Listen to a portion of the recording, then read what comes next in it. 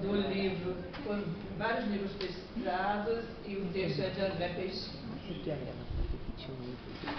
Boa noite a todos.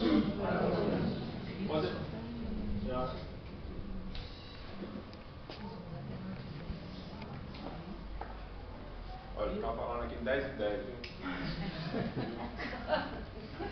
Não se preocupe, não. Mais uma vez, um prazer estar aqui com vocês. Agradecendo também a presença dos caravaneiros, essa tarefa maravilhosa de divulgação da doutrina espírita pela Bahia como um todo. É um desafio, porque é uma doutrina que se propõe, que coloca dentro da sua temática, dentro do seu lema, ser aquela que personifica o Consolador prometido nos tempos atuais. É um exercício de aprendizagem e crescimento. Mas também, que bom que nós já estamos preparados para um tema dessa natureza, que é falarmos dessa consciência de sermos imortais. Talvez há 15, 20 anos atrás, falar desse tema fosse desafiador para nós, porque a consciência de sermos imortais, a consciência da interexistência, ela não se constrói em um instante, ela é fruto de um processo de aprendizado, de crescimento individual e coletivo. Quer desligar? Sim. Não. Eu já sou feio de escutar com o projetor aqui, né?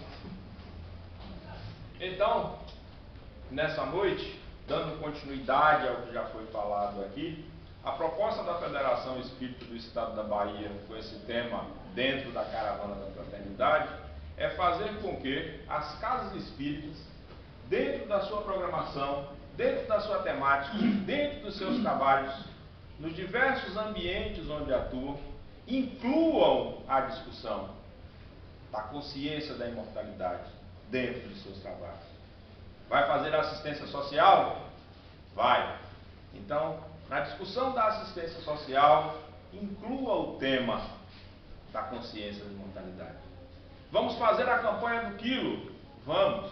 Ao invés de chegarmos aqui e ficarmos juntando alimentos e mais alimentos, pensemos, eu sou espírito. Em sendo espírito, como é que eu ajudo os outros? Que energia estou colocando nesse alimento? Então eu pego aqui 1 quilo de feijão, uma lata de óleo e um saquinho de fubá. Aí estou pensando, oh meu Deus, que saco, que trabalho desagradável, que trabalho extenuante, oh meu Deus, não tem ninguém aqui para fazer comigo. 50 cestas básicas, eu sozinho. Que energia você está jogando em cima desse alimento? Ah, tem energia? Tem. Porque nós somos esse complexo vibracional existencial. Então a proposta da discussão do tema, ampliando a consciência da imortalidade, nos desafia, como espíritas, como espiritualistas, a entendermos no século XXI onde estamos. E aí, vou pedir licença aos dirigentes da casa, porque normalmente quando falo aqui, falo de forma taxativa, utilizando verbos que afirmam conceitos, mas para falar desse tema eu vou utilizar as interrogativas, as exclamações e as dúvidas. Porque parece que é assim. E por que parece que é assim? Porque na trajetória evolutiva que estamos construindo juntos, quando a gente pega o Evangelho de Jesus, Jesus fala por parábolas e diz, não posso falar tudo agora, haverá um tempo em que será possível conhecer mais. Aí nós avançamos aproximadamente 1800 anos e vem os Espíritos. E no livro dos Espíritos, os Espíritos nos dizem assim, olha, tem certas coisas que nós ainda não podemos falar para vocês, porque os seus modelos mentais, a sua forma de ver o mundo ainda não tem capacidade de perceber e isso os perturbaria.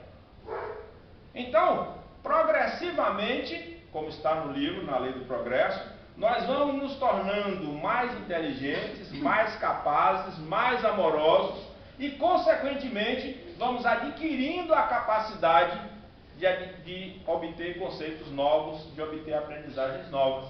Como um menino na escola, que primeiro aprende o ABC, para depois ser capaz de produzir frases e textos e redações, etc, etc. também nós, na nossa trajetória evolutiva, individual e coletiva, passamos por etapas nessa trajetória.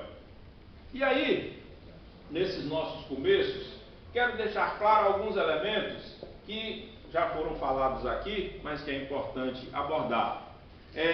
Nós temos hoje no mundo uma profusão de temas, de conceitos, de informações, de avanços científicos, mas nós não podemos perder de vista, nós que somos espíritas, espiritualistas, a noção de que temos uma base fundamental de onde o espiritismo parte, que são as obras da codificação. E esse tema é um tema que muito facilmente nos captura para conceitos que envolvem yoga, psicologia transpessoal, relacionamentos, programação neurolinguística e outros conceitos mais modernos. Porque o próprio Kardec nos diz que o espiritismo avança com a ciência e vai incorporando dentro dos seus conceitos esses avanços.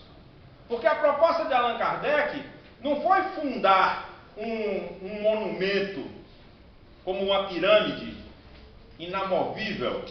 A proposta de Kardec foi fundar um campo do conhecimento.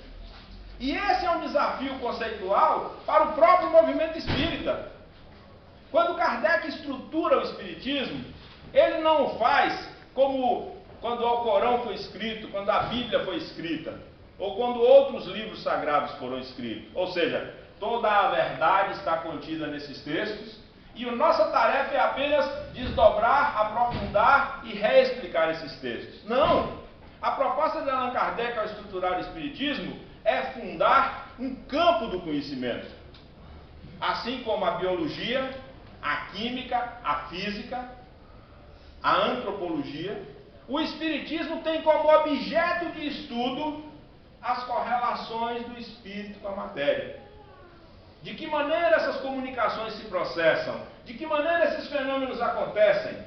De que maneira essa intercomunicação entre os dois planos ajuda ou atrapalha o processo de desenvolvimento da humanidade?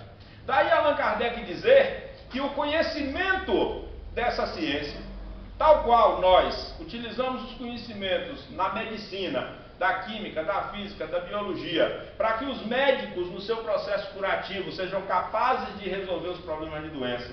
Assim como nós aprendemos na engenharia a utilizar os conceitos de física, de matemática, para poder construir esse prédio aqui e ele não cair em nossa cabeça, a proposta de Allan Kardec ao estruturar a doutrina espírita, é só pegar e ler a introdução do Livro dos Espíritos, é fundar uma ciência que tem como objeto de estudo o espírito e que, ao ser utilizada por outros campos do conhecimento, pela medicina, quando os médicos compreenderem que nós somos espíritos que temporariamente habitamos um corpo e não corpos que temos um princípio espiritual, a medicina produzirá avanços espetaculares.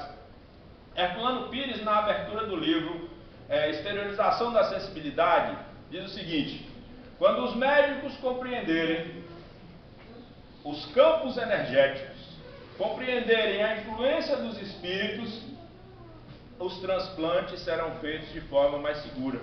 Porque não basta que exista apenas uma compatibilidade consanguínea, genética e etc. É preciso que exista também uma compatibilidade espiritual.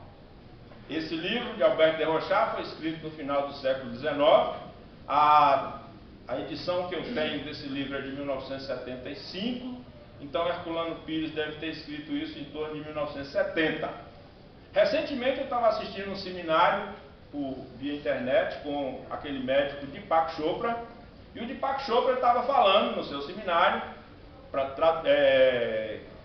mais ou menos 1 milhão de pessoas estavam sintonizadas assistindo o seminário do Deepak Chopra, e ele dizendo que pesquisas feitas nos Estados Unidos com pacientes transplantados demonstravam que esses pacientes tinham sensações e emoções daqueles que eram os proprietários originários dos órgãos.